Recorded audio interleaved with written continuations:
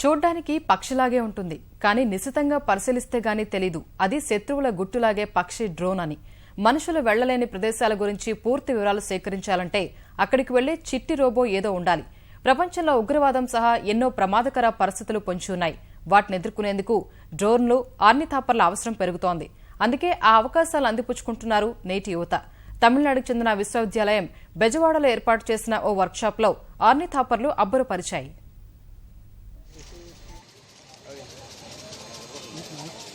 అరే, ఈ పక్షి ఏంటి ఇలా విచిత్రంగా ఉంది అనుకుంటున్నారా?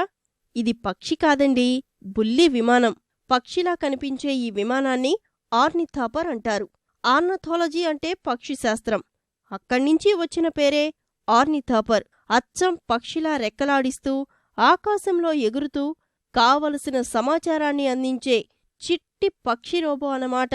ఇలాంటి విహంగ గూఢచారుల తయారీపై విజయవాడలో తమిళనాడుకు చెందిన వెల్టెక్ విశ్వవిద్యాలయం ఆధ్వర్యంలో ఇండో తైవాన్ సాంకేతికతతో నగర విద్యార్థుల కోసం ఉచిత శిక్షణ అందించారు. అందంగా ఎగిరే పక్షులు, అత్యంత శక్తివంతంగా ఎగిరే విమానాలు తయారు చేసేద్దాం, అవకాశాల్ని కొల్లగొట్టేద్దామనే అంశంపై నిర్వహించిన ఈ శిక్షణ ఆసక్తికరంగా సాగింది. కేవలం 200 రూపాయల సామాగ్రితో ఆర్నిథాపర్లను తయారు చేయవచ్చు. ఎంత బరువుకు ఎంత పొడవైన రెక్కలు తగిలించాలనేది ఖచ్చితంగా అంచనా వేసినప్పుడు ఈ బుల్లి పక్షి విమానం గాల్లో ఇలా చక్కెర్లు కొడుతుంది.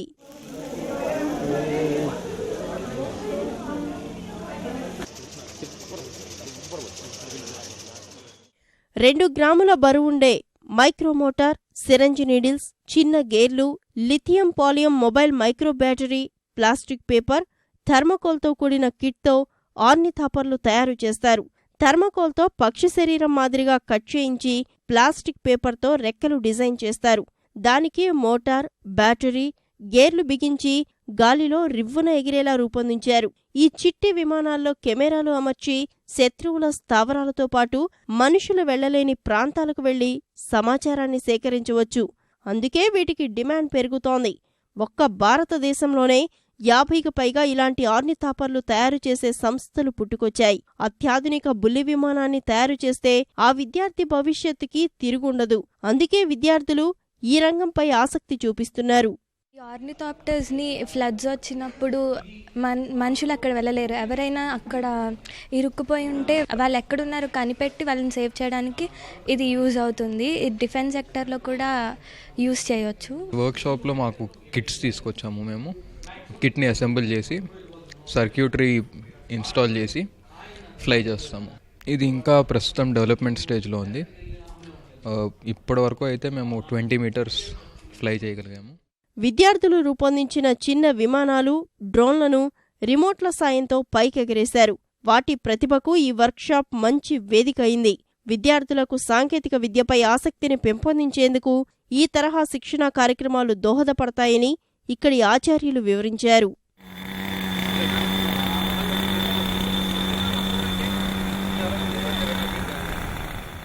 ఒక 2 సబ్జెక్టులు సెమిస్టర్ పాటు చదివే సబ్జెక్టుల యొక్క నాలెడ్జ్ని 2 గంటల్లో ఏ విధమైన ప్రియర్ నాలెడ్జ్ లేకుండా ఎలా అయితే సాధించవచ్చో చూపిస్తానికి ఈ వర్క్షాప్ని విజయవాడలో ఆర్గనైజ్ చేయడం జరిగింది. చాలా పెద్ద ఏరియాలో మైనింగ్ చేస్తున్నప్పుడు వాళ్ళు కరెక్ట్గా చేస్తున్నారు, సక్రమంగా చేస్తున్నారు, అక్రమంగా చేస్తున్నారో తెలుసుకోవాలంటే ఈ డ్రోన్స్ని యూస్ చేస్తున్నారు.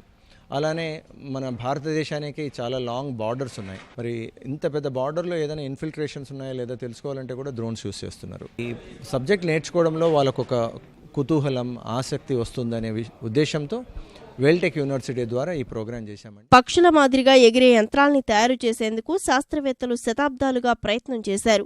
ఇందులో భాగంగా వచ్చిన ఆర్నిథాపర్ అత్యంత కీలకం, అత్యాధునికం.